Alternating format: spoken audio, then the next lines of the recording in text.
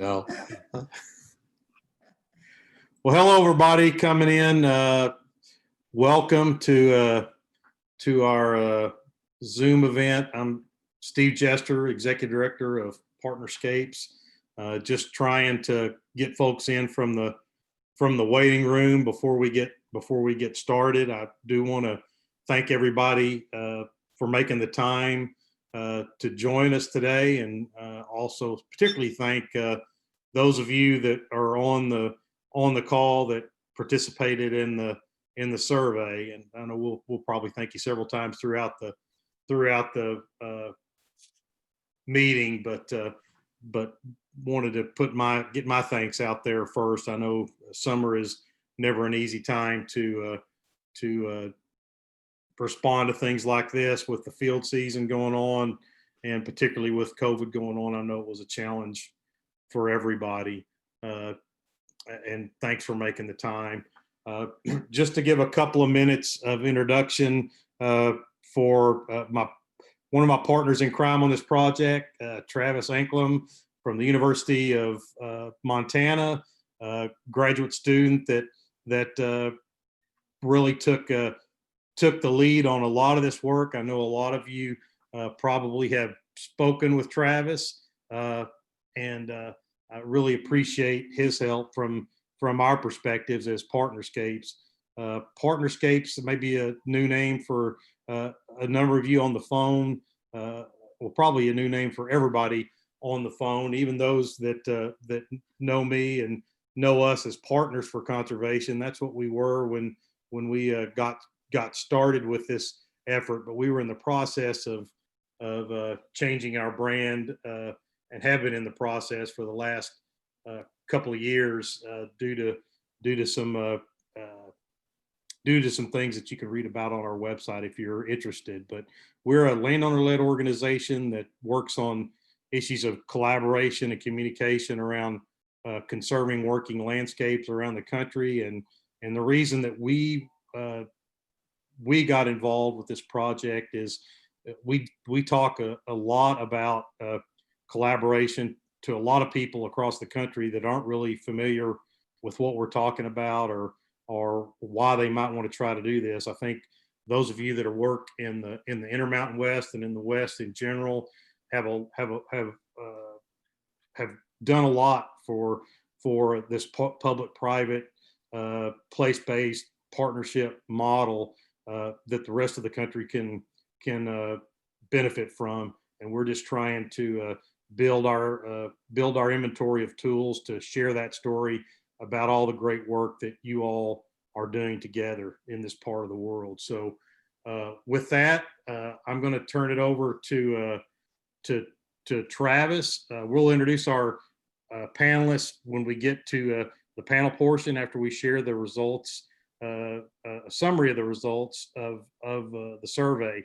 If you do have questions as we go along, just go ahead and type them in chat. We'll use the chat function to answer questions, and if we're running ahead of schedule, we will are running at schedule, we'll unmute you and let you ask the question. If we're a little bit tight on time for this section of the Zoom, I will read the questions out for you, but chat will be used for questions. So just enter your questions there as we go. We'll have two different question and answer periods for the call, once after this presentation and once after the panel presentation. So Travis, I'm going to try to let some people in and let you take it away. Okay. Sounds great. So yeah, thanks Steve for that introduction. For folks who I haven't met, my name is Travis Anklum. Like Steve said, I'm a graduate student at the University of Montana in environmental studies and also in the Natural Resources Conflict Resolution Program. And was really fortunate to work with Steve in Partnerscapes this summer, largely thanks to a scholarship from the Weiss Foundation. So also grateful to them for enabling this internship and really my work on this survey. Like Steve said, I'll go over the survey and responses, and then we'll have some time for Q&A after that, and then we'll jump right into the panel presentations and then plenty of time for questions at the end. And like Steve said, a little bit about our intentions for this survey that we conducted this summer. Just to review our goals, we really wanted to understand a little bit more about what collaboratives are up to, again, to see how Partnerscapes can fit in and lend them a helping hand. And we're particularly interested in understanding how folks, collaborative conservation groups, different partnerships, networks are measuring their progress and their accomplishments, and then how they're sharing that story with others. And we wanted to see if there's tools or resources, lessons and insights that we could glean from those respondents and share with other collaborative conservation groups and other organizations like Partnerscapes, like us, who wants to help those groups, to accomplish their goals. Right, partnerships and collaboratives. What do I mean when I'm saying partnerships and collaboratives? For this survey, we decided to hone in on, one definition based on these 5 different characteristics so that we'd have some commonalities between the groups that we surveyed. The first characteristic was that we wanted to reach out to groups that were community-based, working within their local community, having local community involvement, participation in their efforts, and that those participants were representing 2 or more different perspectives. So examples might be, collaborative group that's got folks from maybe agricultural industry, private landowners, and then also say conservationists working together. And that these folks are also working on 2 or more issues. That example might be folks working on irrigation efficiency, and then folks working on fisheries health, or more issues as well. And then that these groups operated in at least 2 or more types of land ownership, whether that's private, state, federal, et cetera. And finally, as a characteristic, that all of these groups would engage in some sort of collaborative decision-making process. Not necessarily a hierarchical, conventional decision-making process, but that they were coming to consensus, or they're coming to some sort of shared agreement amongst the participants over their plans, over the work that they're doing. So, for the rest of this presentation and then throughout our survey, we basically referred to any groups that had those 5 characteristics as collaboratives or collaborative efforts. And we reached out to about 270 folks, different collaborative groups who met those characteristics, and we asked them 27 different questions. First, we started with demographic questions, who they are in terms of their participation, what are they working on, how long have they been together, where are they operating, and what's their vision or their mission or their goals, kind of the why behind what they're doing. And then we asked them what are some of their outputs and outcomes. Outputs like reports, meetings, different bits of information that they're presenting, and then also outcomes, some of the kind of longer lasting results that they're producing in terms of maybe on the ground results like stream miles restored or acres treated, and then relationship impacts or results like trust that's built or mutual understanding that's been gained amongst participants. And the second to last set of questions we asked about, we wanted to understand how these groups are evaluating their progress and communicating their progress with others. And we'll talk about why we felt that was important later on in this brief presentation. The last bit of questions that we asked was just to understand what are the challenges that these groups are facing, and then what are the tools and resources that they're using to overcome those challenges. And in terms of respondents, we heard back from about 30% of the 270 folks we reached out to, about 87 respondents. Really great, turnout for what we were hoping. Really grateful to those folks. I mean, asking these questions in the middle of the summer, which is the busiest time of year for a lot of these groups, also during a pandemic and all that's bringing with it, just really feeling gratitude for folks' time and their thoughtful responses. And, to mention, of those 270 groups we reached out to, we only targeted 8 different Western states: Montana, Idaho, Wyoming, Colorado, Arizona, Utah, New Mexico, and Nevada. And we heard back from groups in all of those states. So we had a real good geographic spread in terms of our respondents. And one thing to note, because of time and resource constraints, we were only able to reach out to 1 respondent per collaborative. We would have liked to have heard from multiple perspectives within the collaborative, or even maybe folks from within that collaborative's community to understand a little bit about these questions, but we just were a little restricted in our time. That being said, most of the folks we reached out to were facilitators or coordinators for these groups, or they've had been involved for a while, and definitely have valuable and oftentimes long run-in perspective that they can share on those groups. So that's, the characteristics of the collaborative groups we reached out to, a little bit about demographics we heard back from, and in terms of what we actually found out, we realized from the respondents' results that collaboratives are doing a lot. They're seeing success in a lot of different dimensions. The first point is that collaborative groups that we surveyed are really working across jurisdictions. More than 75% of respondents said that they're working across 4 or more different types of land ownership. Private lands, state lands, federal lands, tribal lands definitely emerged as some of the top types of land ownership there. They're also addressing multiple issues and challenges. More than 75% of respondents also said that they're working on 4 or more different issues or challenges. Wildlife conservation, fish conservation, water quality, invasive species and weeds, all took the top of the list for most groups. Those common issues that folks are working on. And the third point here, groups are really including diverse perspectives.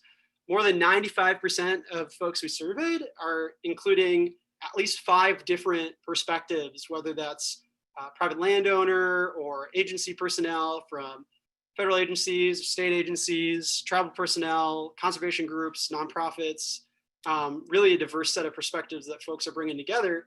And in some respects, that alone is definitely a major accomplishment for many groups. The fourth point is that we saw that respondents are, by and large, creating shared goals. Almost all respondents said that they've got some sort of shared vision or mission or set of goals that they've come to an agreement around, which again is an accomplishment in many respects. And about 80% of folks said that they're pooling their resources and capacity to create plans, to come to agreements, and to implement projects on the ground. So really, a lot of folks are seeing success in their own terms. In terms of kind of the longer lasting outputs and outcomes, we asked a lot of questions. First, about relationship impacts and results that folks are realizing. We at Partnerscapes feel like those relationship dynamics are really critical to getting work done in the long run and fostering the relationships collaboratives really oftentimes need to accomplish their goals. So we ask questions about, are you building more trust? Are you seeing combined capacity? Are you feeling like you're creating shared data together? And more than 80% of respondents said that they're seeing some sort of foundational relationship results as a result of their work. 80% of respondents also shared that they're seeing some sort of on-the-ground results because of their work. This might have included things like acres treated, stream miles restored, infrastructure upgraded, things of that like. And finally, in terms of results, we asked folks to share, is there any unexpected positive impacts that you've created or that have come about because of your collaborative's efforts? And pretty much everyone said that, yeah, we've definitely done more than we set out to do. And in many respects, that's been a positive thing, whether it's expanded geography, including more diverse participants than they initially anticipated, or working on more challenges and issues than they had initially anticipated, or even maybe creating mentorship opportunities and doing peer exchanges with other collaboratives. Some of the examples that folks clicked on.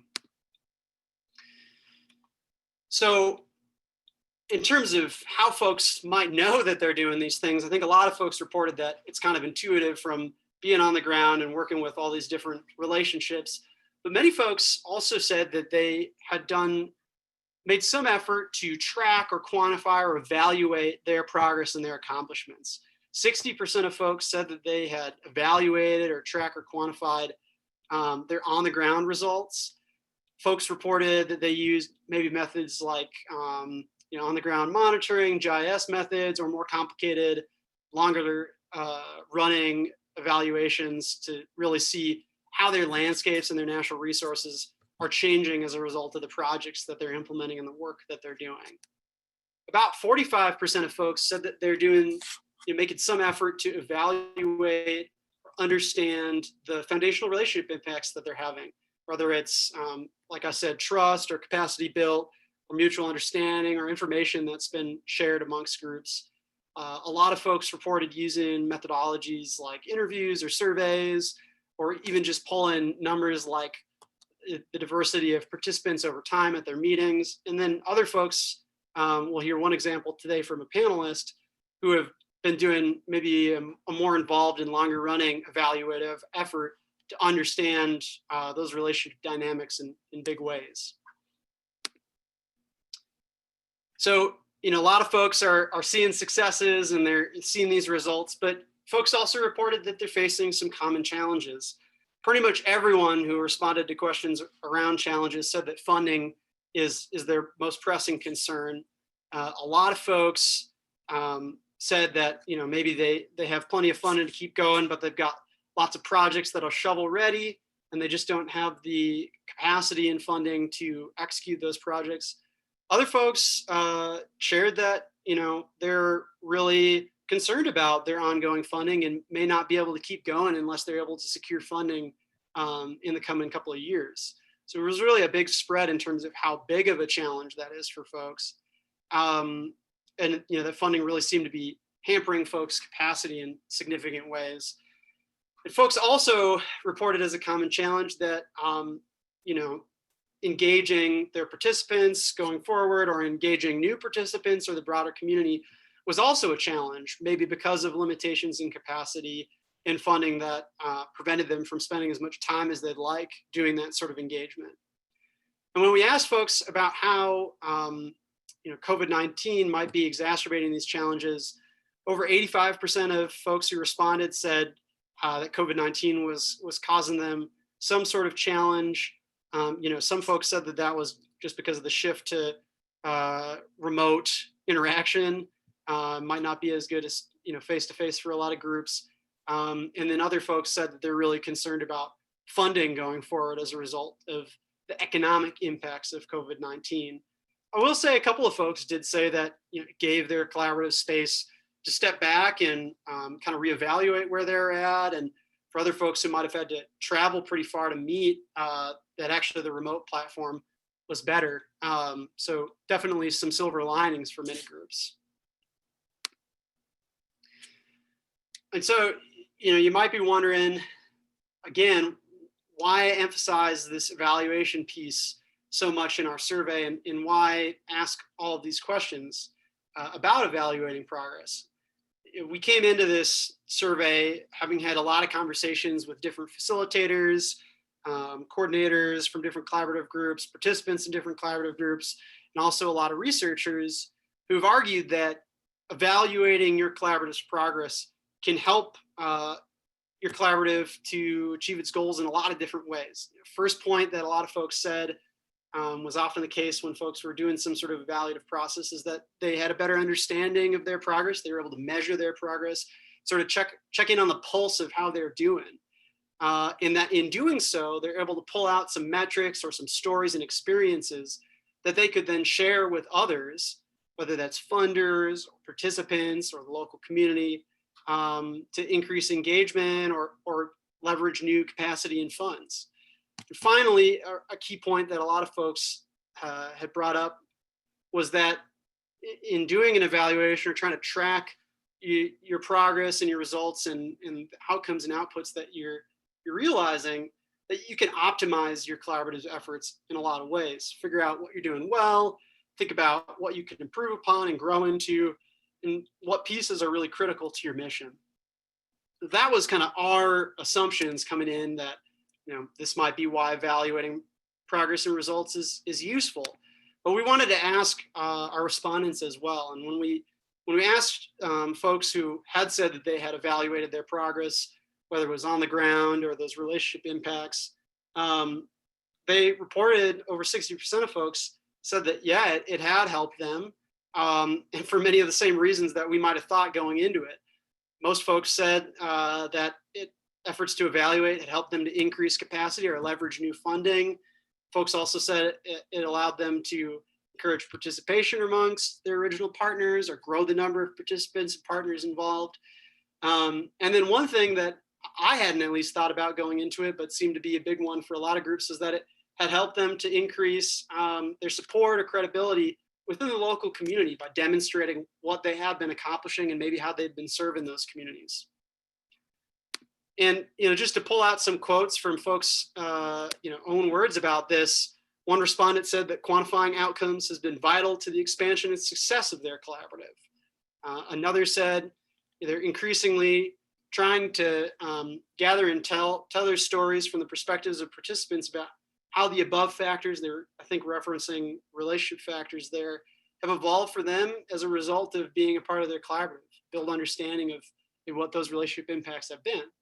And finally, one respondent shared that to them, measuring success in conservation is so difficult, does take time and oftentimes financial input and resources, but so important for many of the reasons that folks shared. So when all was said and done at the end of this survey, we were able to collect a lot of different evaluative tools and methodologies that folks have been using to evaluate their progress and accomplishments. And we'll share those in the chat later on in this webinar. We also identified a lot of different collaborative support networks, whether it's local or regional support networks that connect collaboratives with one another and provide them with resources, maybe trainings and other things of the like, oftentimes free or low of cost in many circumstances, which seem to help a lot of groups overcome some of these capacity barriers, where they might not have funding to boost capacity. They might have opportunities for peer exchange or training where they can build some skills to overcome challenges. And more or less, all of our results will be summarized in a survey report that we're going to release in the next couple of weeks. In the meantime, for the rest of this webinar, I definitely encourage folks, if you've got any evaluative tools or resources in regards to how you might communicate your accomplishments and your progress, or other folks that have been doing this kind of work and have resources that you could share, please do so. Share it in the chat, and we'll have this webinar saved so folks can access that going forward. Just, to conclude by naming a couple of key takeaways, I think from the questions we asked our respondents, and we learned that partnerships and collaboratives across the West are accomplishing a lot, certainly, and that use of the collaborative method is enabling a lot of groups to tackle some pretty significant natural resource issues and challenges. Second key point that I think we pulled away is that evaluating and communicating progress can help a lot of collaboratives with their work, and might also help funders and participants see the value in the collaborative's work. And finally, I think that our results kind of underscore that we've got a lot of opportunities moving forward to tap into some of these tools and resources, to lean into these local and regional support networks, and then also to learn from one another, like we will later on in this webinar from our panelists, to do some of that peer exchange to help overcome some of these challenges. I think at this point, Steve will field some Q&A from folks, and I'll do my best to answer your questions. Well, thank you, Travis. I did have a couple of questions come up in chat that I answered in chat, and I'll answer those while we're waiting to see if anybody else chimes in with the question.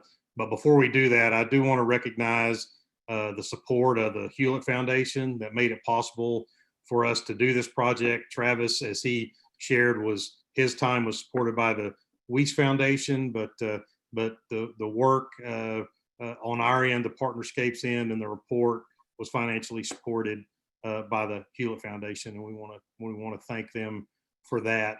One of the questions that we had was why did we omit California and an offer to help expand the data set to Washington, Oregon, and California, should we desire. And it was mostly just a matter of resources, time, and the lists of known collaboratives that we had ready access to with the people that were working on the project. I do think that now that we have a system or at least an instrument that we could use, maybe modify a little bit, that we could expand to those states if people would indulge us. And it might even be interesting to see if there were any differences between the folks we talked to in the original 8 states. And the other question that I hadn't answered was, is this being recorded and will it be shareable? And the answer to both of those questions is yes. I do have a I admit somebody from the waiting room that got bumped. I do have a question that pulled up in the chat. The question from Pam: I'd love to see a place where some of these stories are being told.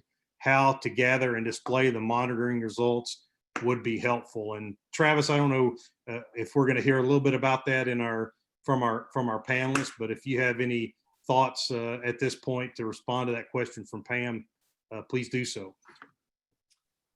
Yeah, I think, we're doing our best to pull together a lot of those examples of different monitoring tools and evaluative tools that we'll share with folks.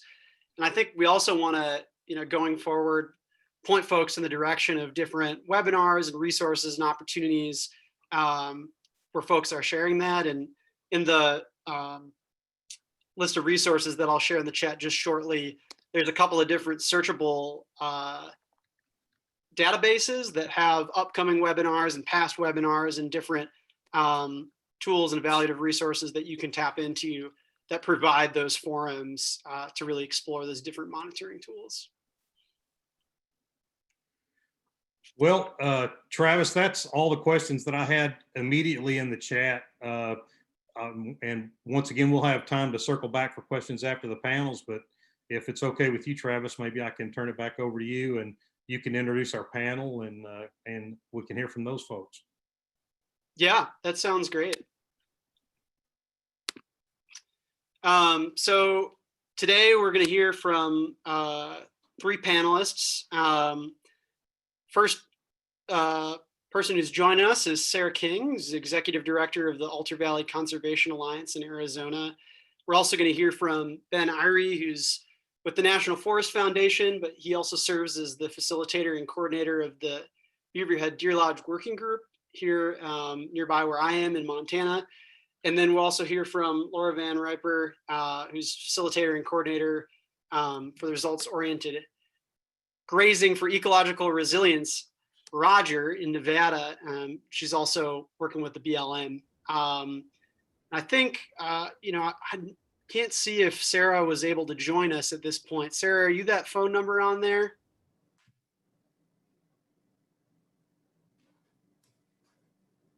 Otherwise, maybe we can jump to Ben and see if Sarah can join us in the intervening time. The questions that I'd just like to pose towards our panelists would be, first, could you just introduce yourself and a little bit about the collaborative group that you're working with? And then if you could speak to, how any of your efforts to evaluate your collaborative's progress or communicate your collaborative's progress have then helped your collaborative in your work. So Ben, feel free to take it away. And if you need me to clarify anything, just ask. Okay, great. Well, thank you, Travis. Thanks for this opportunity to chat with folks about the Beaverhead Deer Lodge Working Group. My name is Ben Irie. I'm with the National Forest Foundation in the Conservation Connect department. Conservation Connect is largely responsible within NFF for connecting communities to national forests projects and planning efforts. Largely through the collaboration space or through the peer-to-peer learning sphere. As part of that work, I facilitate a couple of collaboratives here in the Northern Rockies, Beaverhead Deer Lodge Working Group, which we're here to talk about today, as well as the Panhandle Forest Collaborative Group in North Idaho. The Beaverhead Deer Lodge Working Group was established in 2011, long before my time here at the National Forest Foundation or my time with them, and have been working, they work forest-wide across the Beaverhead Deer Lodge National Forest. They've maintained a good mix of membership, including grazing interests, timber interests, non-motorized and motorized recreation interests, weed management interests, economic development, county commissioners, the list goes on: fishing, hunting, wilderness, etc. And they've been going for quite a while. I've been facilitating them for the last 3 years, and in that time, they've seen their fair share of transitions, both within agencies and within the collaborative membership, and even the leadership of the collaborative itself. I think one of the founding members and longtime chair of the collaborative of the Beaverhead Deer Lodge Working Group moved away, I think, a month or two after I took over facilitating. Of course, they also had a transition of facilitators, which can be challenging sometimes. And, new forest supervisors, new leadership within DNRC, Department of Natural Resources at the state level, so on and on. And shortly after I got involved, well, I guess a year or two after I got involved, the Beaverhead Deer Lodge Working Group undertook the collaborative forest landscape restoration application process, so needed to kind of coalesce in a way that they hadn't in recent years around a project with the Forest Service, with the Beaverhead Deer Lodge National Forest. At the same time that was going on, the Beaverhead Deer Lodge National Forest got a new forest supervisor. And so there's kind of an onboarding process with the collaborative there, getting to know each other and figuring out what that relationship is going to be like. And I'm not exactly sure how it popped up, but we had the opportunity to use the Forest Service's National Collaboration Cadre to come in and work with both the collaborative and the Beaverhead Deer Lodge National Forest to just kind of hit the reset button, I think is the best way to put it. Relationships had changed over the years. The role of the collaborative had changed, and we just needed to realign the interests of the collaborative with the Beaverhead Deer Lodge National Forest. And so through a series of meetings and interviews, the National Collaboration Cadre helped, really started with the forest and helped the forest make an explicit ask of what they wanted the Beaverhead Deer Lodge Working Group to do, or to help them with, I should say. And then brought that to the working group, and the working group mulled over that and said, well, this is what we would like to do. And then we kind of put both of those statements up on the board, and looked at them and realized that there was a lot of overlap, and that alignment between the forest and the collaborative was close, if not, kind of spot on. And so since then, we've restructured the working group to form committees around those specific tasks that the forest asked the working group to take part in. That includes, more communication around the role of fire in that landscape, more communication just about the successes of collaboration between the Beaverhead Deer Lodge National Forest and the Beaverhead Deer Lodge Working Group, and what those outputs look like, and how that's good for the local communities, getting it into the local paper, getting the story into the local paper, and then continuing to advocate for more capacity on the Beaverhead Deer Lodge National Forest to get more restoration work done, and then for the working group to be kind of a clearinghouse for partnerships on the forest. So the working group now is actively trying to reach out and build those connections and those relationships with other organizations, interests, and stakeholders on the Beaverhead Deer Lodge National Forest to, just maintain those working relationships. And so when projects come up in a particular area, it's really easy for us to assemble those partners and, have a dialogue around what we want that project to look like, and work together to achieve those goals. So I think that, let's see, what efforts have you made to evaluate? So this cadre process is really my stand-in, or our stand-in, for an evaluative process. Just kind of working with the Forest Service to look at the ways we're working together and the ways we can improve that working relationship between the collaborative and the Forest Service. Great. Thanks so much, Ben, for sharing a little bit about your work and how that evaluative process has helped you out. Folks that have questions, please enter them in the chat. Otherwise, y'all can save it for our Q&A at the end. And I see that Sarah also just joined us, but we won't put you on the spot, Sarah. I think we can jump over to Laura first and hear what Roger's been up to. Sure, thanks. So you guys can hear me okay? I'm going to actually take 2 seconds and share my screen here. Put it into slideshow mode. Okay. So yeah, I'm Laura Van Ripper. I'm a social scientist with the Bureau of Land Management, and I work mainly as a conflict resolution and collaboration specialist.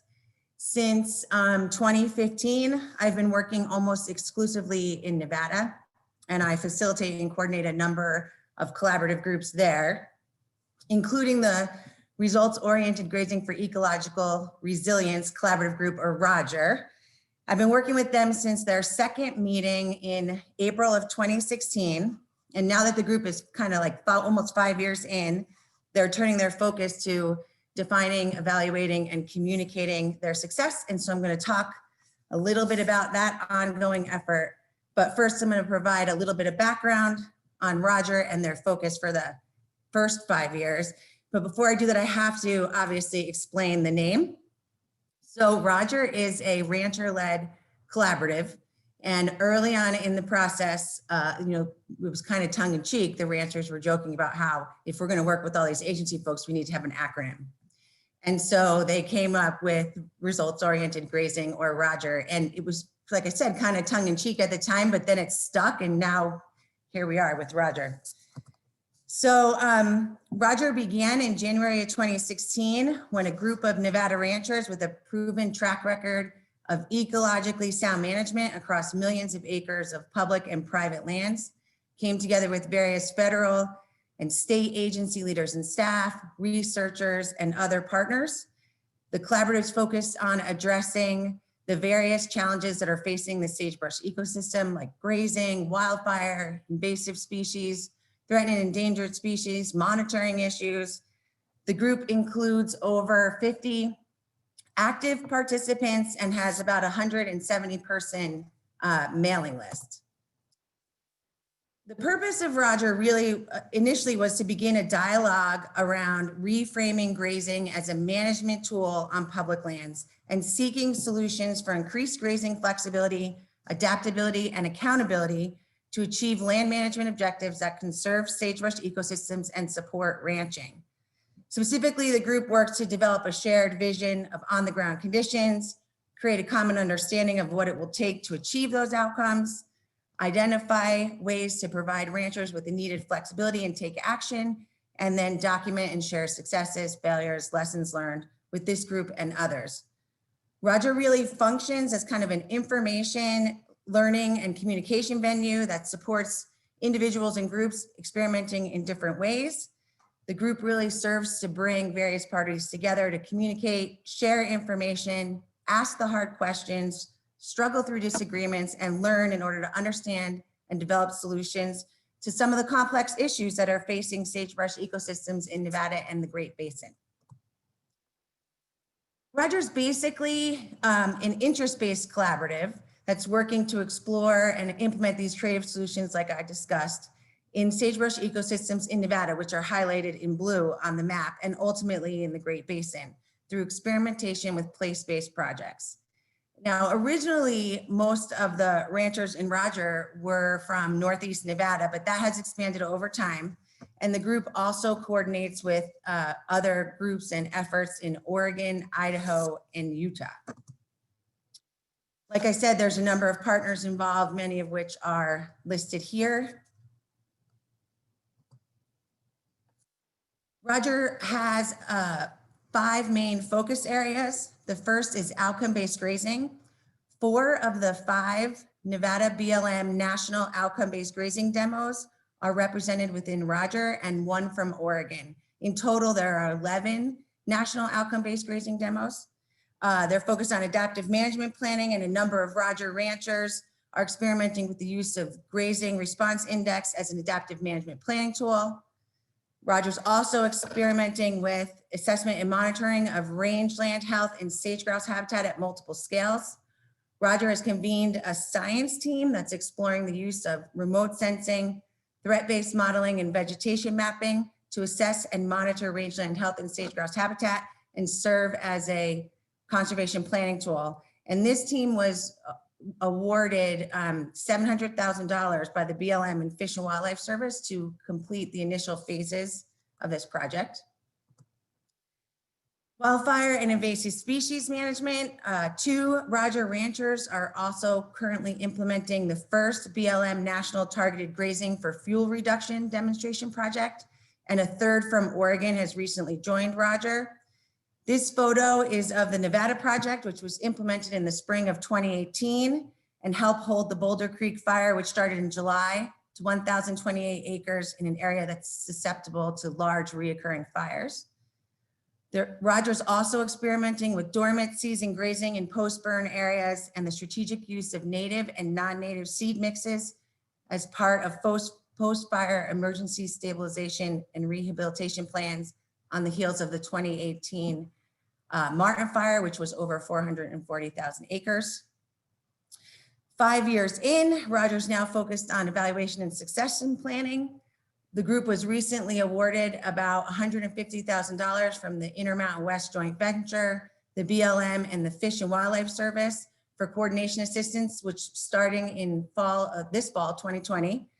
And the group has stood up a work group that's focused on not only identifying and communicating Roger's accomplishments to date, but also to help chart the group's future course and to refine our new coordinator's scope of work.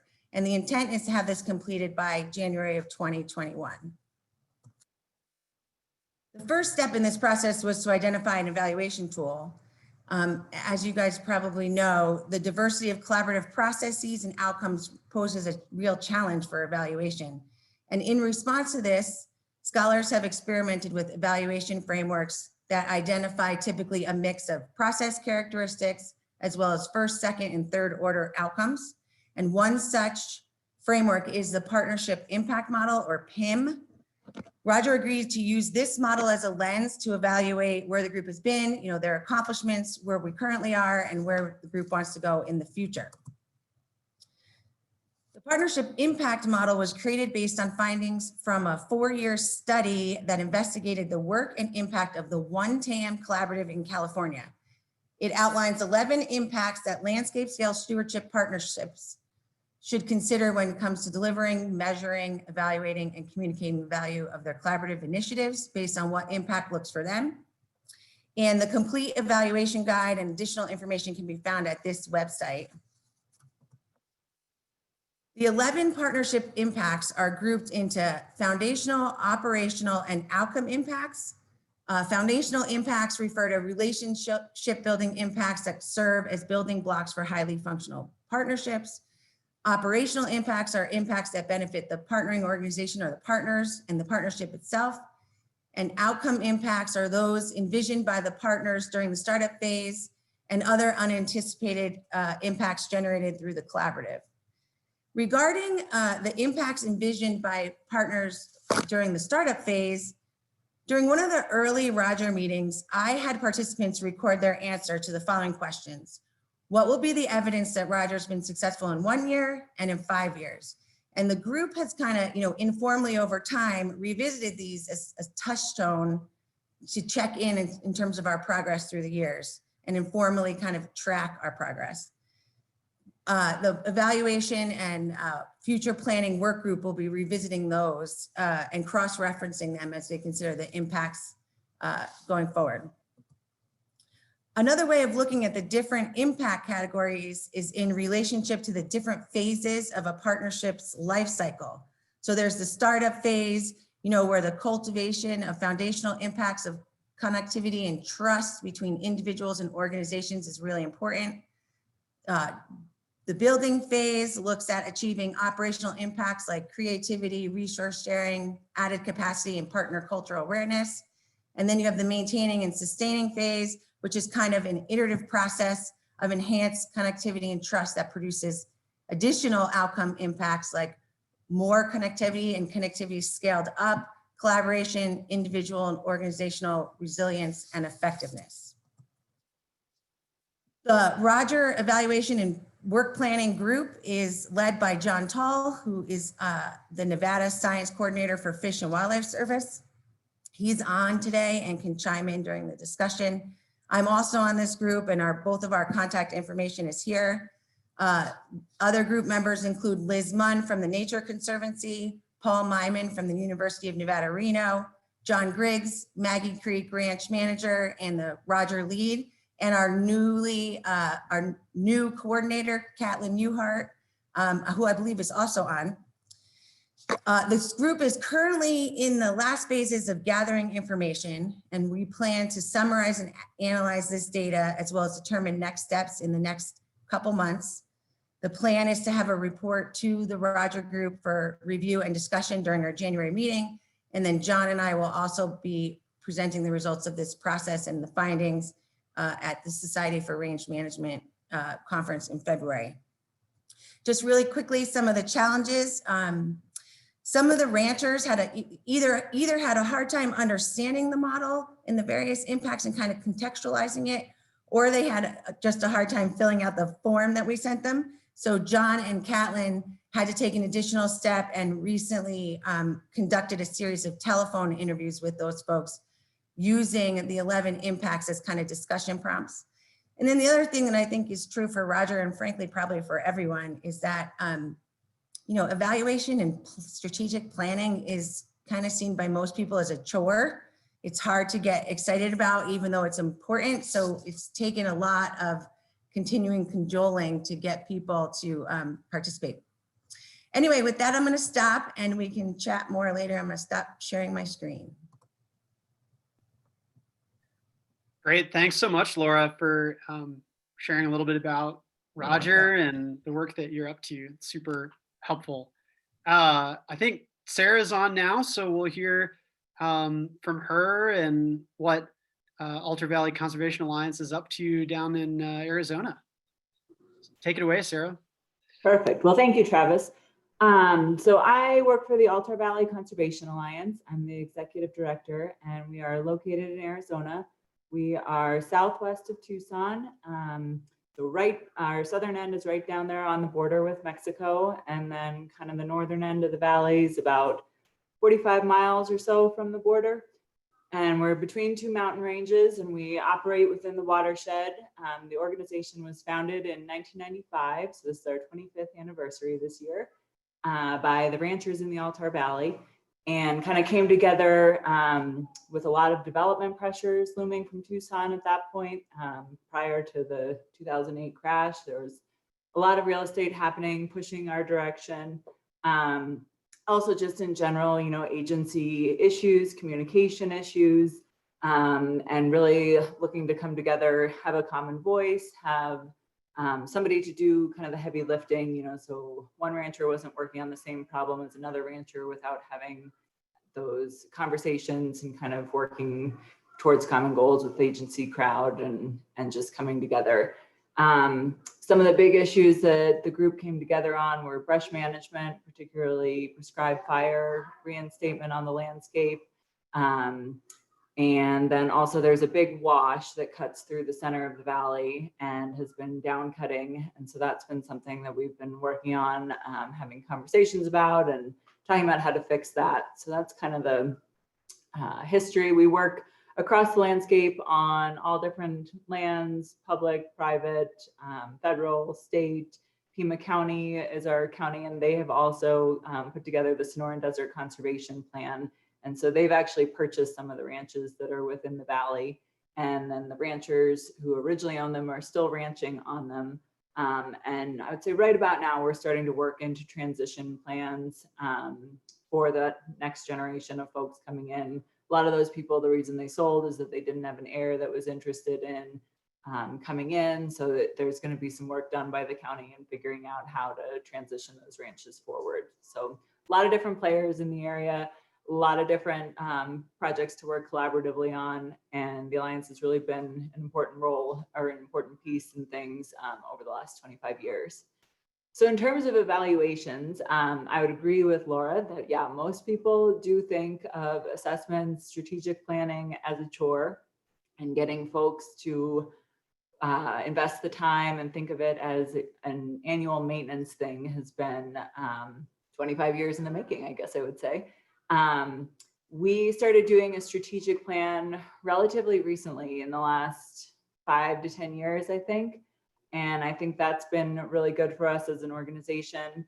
Advice that I would have on it is, and mainly because I'm kind of the lead weight on it, that if I'm going to make a list, and I think this is true in strategic planning, you know, if you're thinking about the year, it is really important to make it realistic. And if you make a strategic plan that incorporates all of the things that you would in an ideal world like to do, you're going to feel really defeated at the end of the year. And I think that's what we struggled with a little bit in our original strategic plans, you know, as we were going forward with it, just putting everything that we wanted to accomplish in the year. And while I think it's great to have, you know, some things that are kind of push of what would be an ideal thing, or, you know, what's kind of your one shoot for the moon project, if you're really going to evaluate yourself by what you've accomplished at the end of the year, it's important to set realistic goals that you possibly could accomplish by the end of the year.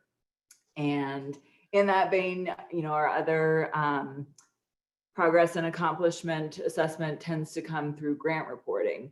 And I think there can be a tendency that as you're writing the grant, you know, there are some things that you know intrinsically that you're going to achieve. If you've done work on the landscape, then you've pretty much bettered the landscape. I mean, unless you've gone really awry, but you know, there's stuff that you know that are going to be accomplishments, but you need to be able to actually measure those. So we've also improved over the years at writing measurable goals from the outset. And to give you an example, one year, I'm just going to read this, wrote as a goal in a grant, movement towards overall conservation goals for multiple imperiled species and associated guilds and habitats. And that is just too big.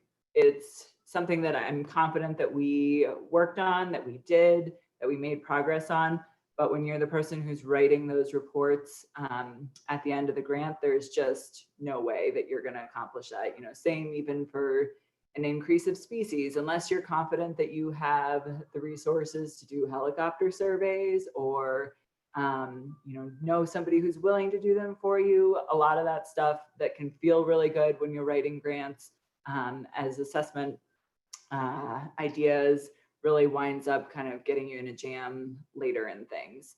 So I would say that those are kind of the two ways that we've really tried to shift in our thinking in both regards, you know, really making things measurable, making things realistic, thinking about what looking at this assessment, what doing the assessment looks like either the year from now with the strategic planning or, you know, 5 years from now in a grant.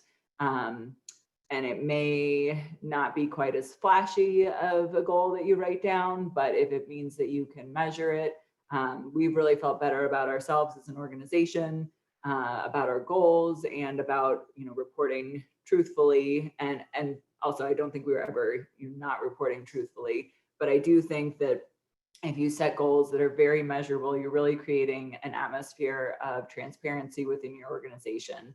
You're not creating either false or gray area reporting, you know, as you're trying to answer a question either to a board or to a grantor. So I think that's been really important for us as an organization to think about that and to really make that a top priority.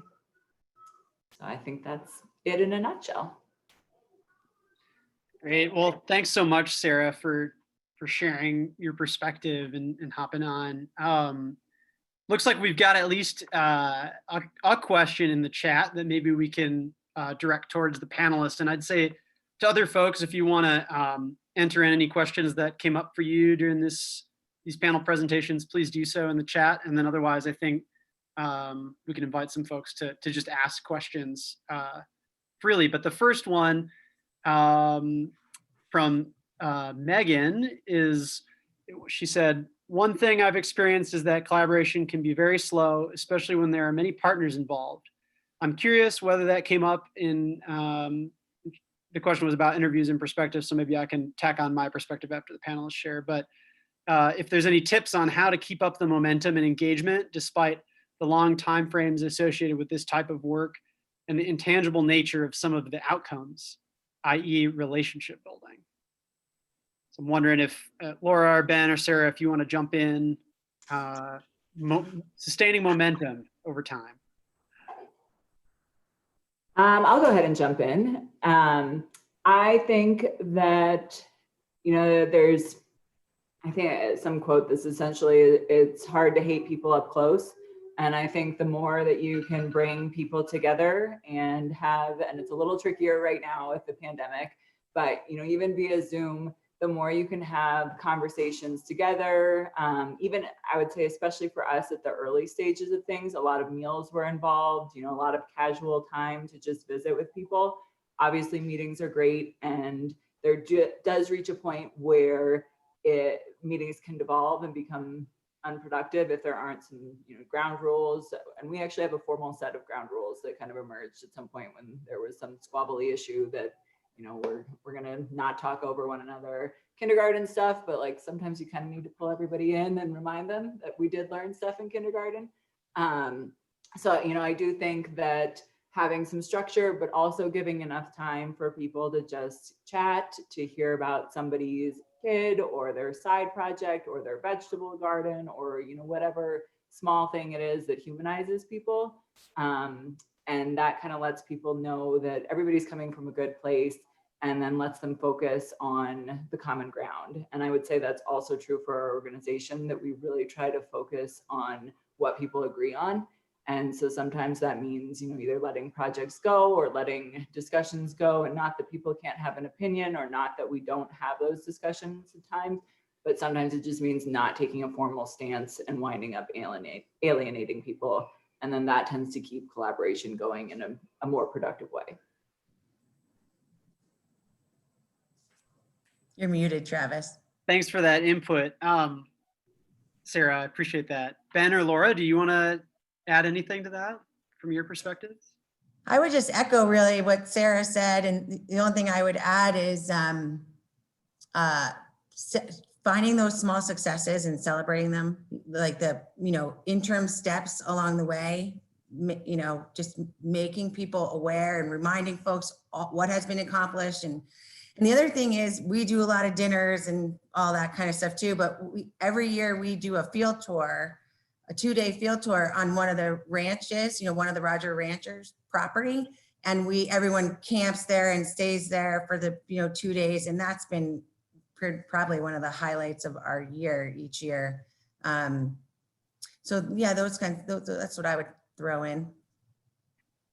Yeah, I would only add, it's normal to feel like, especially at the beginning phase, the collaboration is going painstakingly slow and can be frustrating to boot. And I think in my experience, those early stages, it really has to be about the relationship building and the bridge, connecting bridges between stakeholders. And, you know, and then that's, I think a lot of what sustains people in the long run is just the benefits that they see from participating in this collaborative experience where, you know, like Sarah said, it's real hard to sit in a room month after month with people and not start to get to know them and understand their perspective better and realize that, understand their interests and move away from positions. So, you know, I think it's collaboration's hard work. I would not want to, I could see it being very challenging to do something like that now, to start a collaborative group and to maintain that momentum without that benefit, personal benefit of relationship building. But yeah, I think going slow is kind of par for the course in my experience. Hey, Travis, one other thing I wanted to say was, you know, I think some of these evaluation tools where it kind of, they legitimize relationship building, connectivity, trust, right? It makes them more tangible because now we start to see, oh, you know, it's social, this social capital, the building these relationship and networks is super important and it's foundational and everything else, you know, rests on that. It just, it gives it a more tangible feel to some of those, you know, what was seen as intangible, but really important outcomes.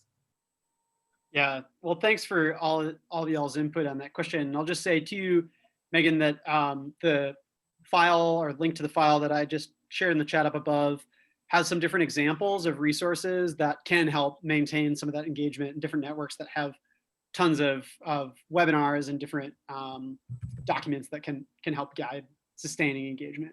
So I'll jump to this next question to the panelists, and then I'll move on to some of the questions about the survey if folks don't have stuff for the panelists. But so this was from Anya.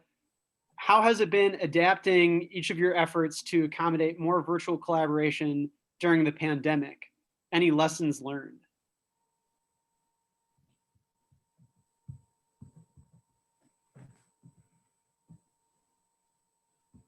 I guess I'll go first again. I would say, yes, we've adapted everything to be virtual pretty much. We are starting to get back out on the landscape at this point and do a few field tours.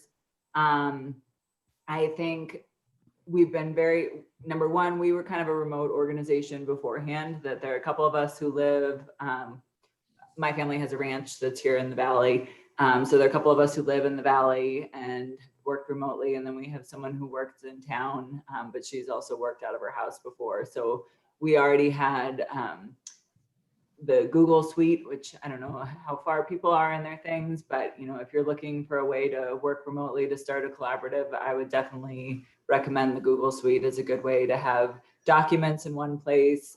That's been huge for us to adapt. I guess it was sort of 8 years ago that we started doing that or tiptoeing into it.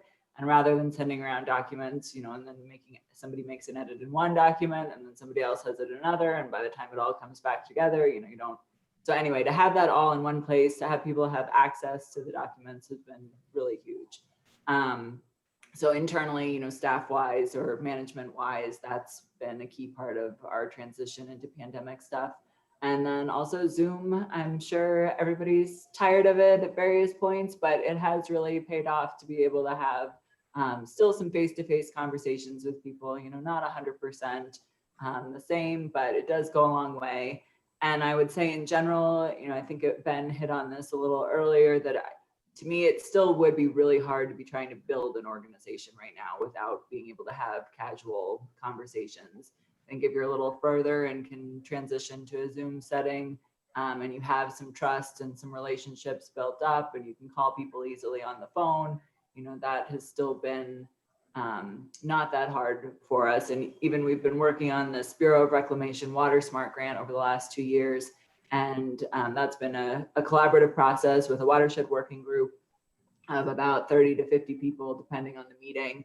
And we've continued to do that over the last 8 months and just have Zoom meetings, try to use the breakout rooms. I don't know if everybody knows that Zoom does have a capacity to do breakout rooms, but those can be really helpful if you're trying to have a big meeting to break back into those and have a little bit smaller discussions and stuff. So it's been trial and error. It's been kind of make the best case scenario you can. but I would say we're making it work.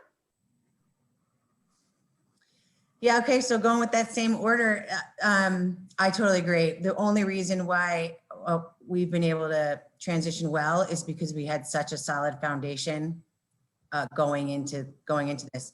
And because we serve such a large area and have folks from all over, we had been using Zoom prior to the pandemic. So we'd have, 40 or so people in the room, but then we'd also have folks Zooming into the meeting, which was challenging to facilitate, but they had already had some experience with that technology. So it wasn't a completely new concept to everyone when this happened. The thing that really I worry about the most is that whole social component. There's just no real way to have that informal interaction over Zoom. And so I was recently exposed to, I was telling folks earlier that this program called Spatial Chat, where people can join and you kind of have a bubble with your face and you can work around a room and actually interact with small groups and move to different groups and people. And I'm kind of interested to experiment with that with Roger, because you don't know how many people tell me that that's the thing they miss the most, is the after meeting stuff that we used to do that we just have no way to do right now. So that's a challenge. So was just searching for a couple resources that I'll put into the chat box. There's several facilitators here at the National Forest Foundation that work with collaborative groups. And so we decided a little while ago to put together a webinar specifically addressing that topic of how to facilitate collaboration in the virtual world. So I will put that into the chat box. And then there's also a great resource that Sustainable Northwest document that Sustainable Northwest put out early in COVID that gave some tips for how to collaborate, in this world we live in now. Some of the highlights from that Sustainable Northwest document and some highlights from the webinar, I'd say, this is a good opportunity if you have a longstanding collaborative to, maybe press pause on some of the day-to-day project type work that you're doing and take a deep dive back into your process and really kind of do that foundational work. This can be a good opportunity to do that. Also, I think in some ways these virtual platforms lend themselves better to presentations. When I'm having presenters in a room, it's great having presenters live in a room, but 20 people, it's hard for people to see maps in great enough detail.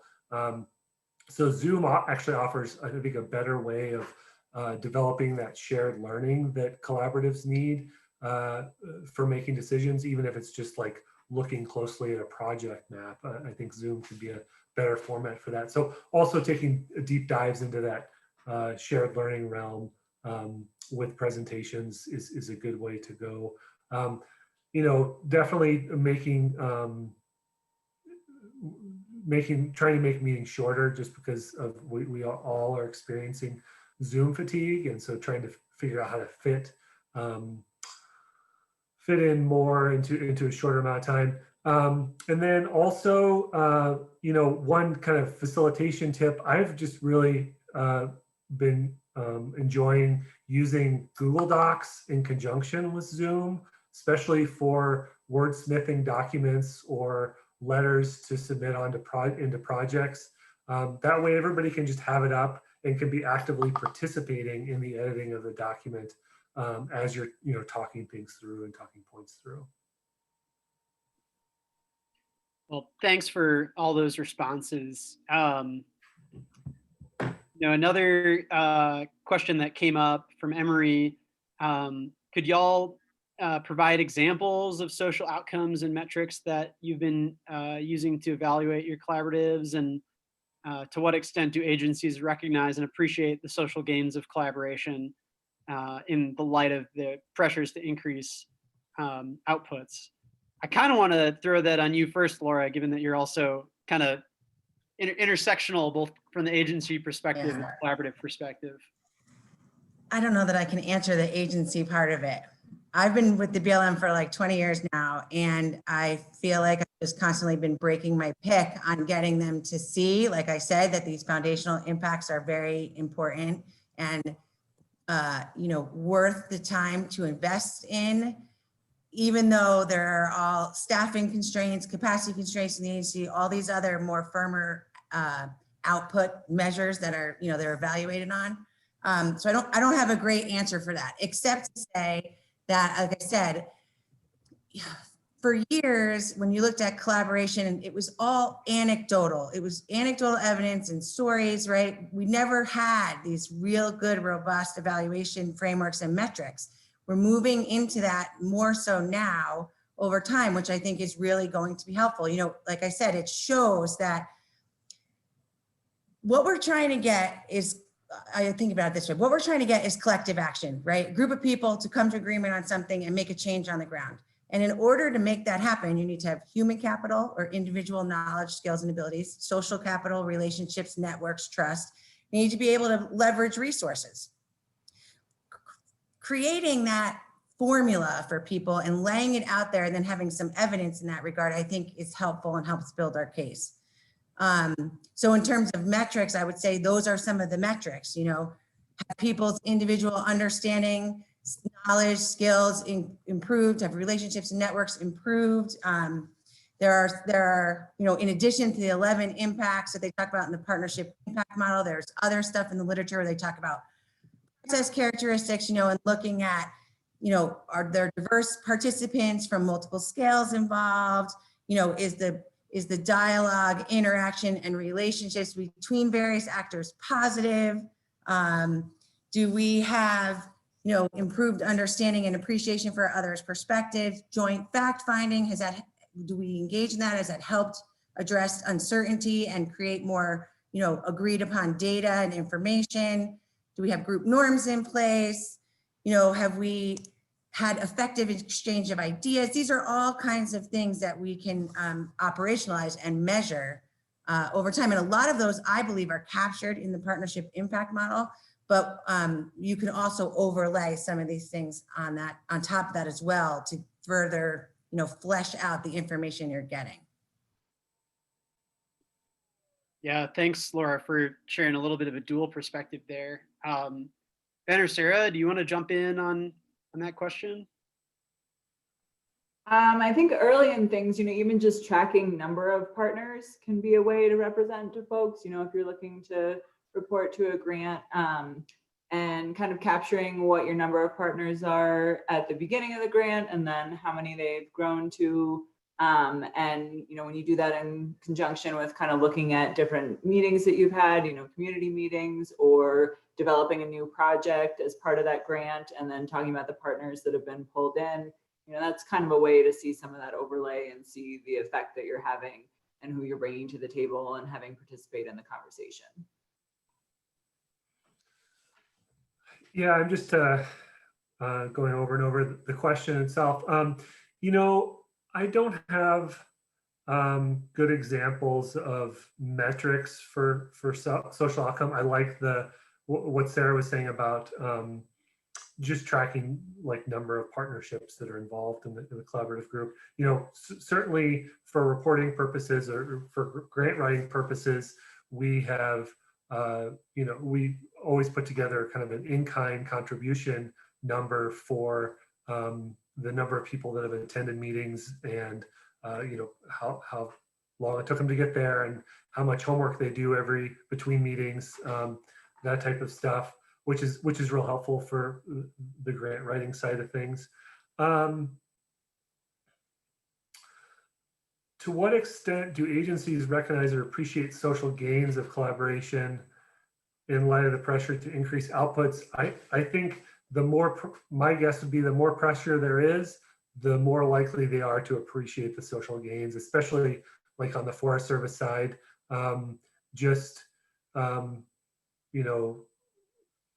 the Forest Service side, collaboration still feels like it's, an attempt to address the amount of litigation. And so I think, you know, the Forest Service, knowing they have kind of a one-stop shop collaborative group in their community where they can get the community perspective and bounce ideas off of a group that understands the issues to some degree through that shared learning process. I think it just becomes more valuable to them to be able to bounce ideas off of a collaborative group quickly and make sure they're on the right track before they get too far down the wrong road. Thanks for that, Ben. I think Steve was going to jump in with a question that someone had asked.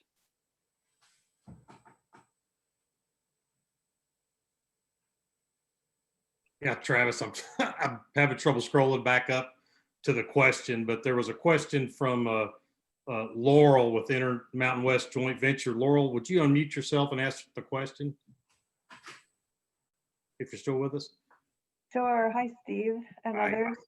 I was curious to know if the survey asked anything about the collaborative's capacity to measure, to report out or communicate out about their impacts and accomplishments. So did they have adequate capacity in terms of like communication staff, expertise, funding to be able to adequately communicate out? Or is that an area of need for them? Yeah, it's a really good question, Laurel. So we asked we didn't ask exactly that, but we did ask a couple of questions that yielded some answers that I think could partially address that. So, we asked folks partly like, how are they evaluating their impacts and provide some examples. And some folks made comments alongside of their examples of like, we're doing this, but we don't have the capacity to do more of it, and we would like to do more of it. Particularly when it came to the social or relationship impacts, a lot of folks said we're trying to gauge this, but frankly, for a lot of groups, they just didn't have the capacity that they felt they could justify putting towards that, as opposed to looking at something like on the ground impacts. And then we also asked folks, going forward, what would they like to measure? What would they like to evaluate? And a lot of folks said, we don't have the capacity now, but we'd like to understand, example would be, what's the impact of an added staff person, right? If they're able to get a short-term grant to bring on one new staff person to do some sort of communication work, there a way they could assess those impacts. And then in terms of another question we asked about, what are the gaps that you'd like to fill, or kind of the challenges you're seeing? A lot of folks also reported that they'd like to do some more of this kinds of measurement stuff, but just don't have the funding to do so or the capacity to do so. So I think a lot of those responses did get at sort of the bottom line. Folks are interested in this kind of measurement stuff. The majority of respondents said something along those lines, but that, again, a lot of those responses don't have the capacity to address, asking a lot of those questions and employing some of those metrics. Hey, Travis, we might want to throw that one over to the panel to see, just get their thoughts on their community and their respective collaboratives, their feeling about their capacity to communicate out their evaluation. Chime in on that. I see a question from Seth that was, if you had to prioritize a funding need, what would it be? And I would say that this fits right into that. And basically, and everybody wants cash that you can spend in any direction. So this is sort of a lame answer, but I think, to have unallocated funds that could go in the direction that we as an organization felt they needed to be used in, without being tied to an exact project. But, a lot of this capacity stuff that is done through communication, it's very fuzzy in terms of writing a grant for it. But, as I think we've heard from all three of us, a lot of it is this relationship building, this having some extra time to chat with people at the end. That's staff time that you're billing for then, if you're hanging out at meetings, to just chat with people. But that's how it gets done. So to have some funding that would, sometimes work specifically on communications, but also just capacity for the organization, makes a huge difference in terms of getting everything else done, a specific project, or even just coming up with projects. A lot of that happens when you're kind of BSing at the end of the meeting and, well, what would your ideal be, or what, need have you seen on your place, or, that kind of stuff that just needs some flexible funding. So like I say, everybody would like it if someone just handed out $1 million in cash. So that is not always a great, easy answer for an organization of, oh, we'll just do that. But there is a lot of truth to, coming up with a grant structure that would have just some flexibility of trusting the organization to make a judgment call on where they need to use the funds. Thanks, Sarah. Ben, you want to jump in? Laura, you want to jump in? I would just add real quick on the funding. Yes, facilitation is often a challenge to get funded. I would second what Laura said in the chat box there, that funders tend to want to focus on the ground outcomes for their dollars spent. So, we've tried at NFF to put together funding for like nationwide collaborative support for engaging with Forest Service work, and have struggled to do so. We've had some success with funding from like a community perspective, especially for grants targeted to geographies, to a limited geography, for supporting collaboration and facilitation. We tend to lean pretty heavily when communicating the needs of a collaborative group for funding, for facilitation funding, on civil discourse, community health, social capital, like building up these things within communities. And we also lean pretty heavily on, who's benefiting from this collaboration. And lots of times that's the collaborators themselves. And so, whether it's county money, or sometimes there's money that we've gotten from states to fund facilitation, and certainly the Forest Service a time or two as well. And then on the communications piece, how to communicate the story of collaboratives and the successes that they have had. I gotta say that's been a challenge to have that capacity within some of the collaborative groups I've worked with. One of those hurdles to successful communication is nobody really wants to take on like the social media world of posting about the work that the collaborative group is doing. And so I think that's always a place where we could, I know I could do a better job of getting the word out about the successes of collaboration on social media. I don't have a whole lot to add. I put it in the chat. My response to Seth, which Ben talked about, and then the communication, we've struggled with that with Roger and all of the collaboratives I work with. And I just noted that we've been blessed to be able to have IWJV help us. Their communication staff has helped us at times here and there, write articles and get stuff at the word out. And so that's just been really a huge benefit. Yeah, thanks for all that input, folks. I'm not seeing any, oh, okay, we got some other questions here.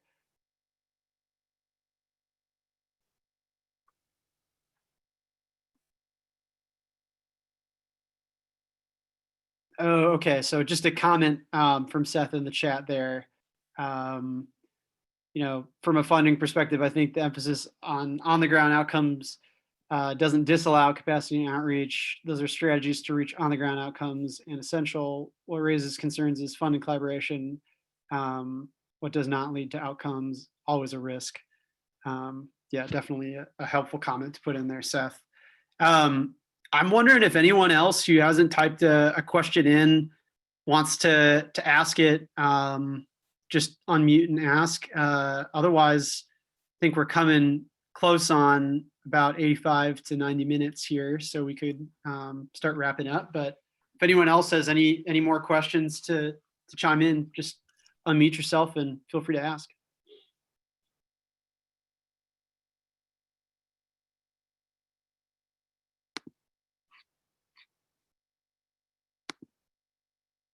I'm hearing quiet, so. I heard a couple of keystrokes, but I don't know if that's going to yield question or not, Travis. No, I think that's just my partner working on a computer over there.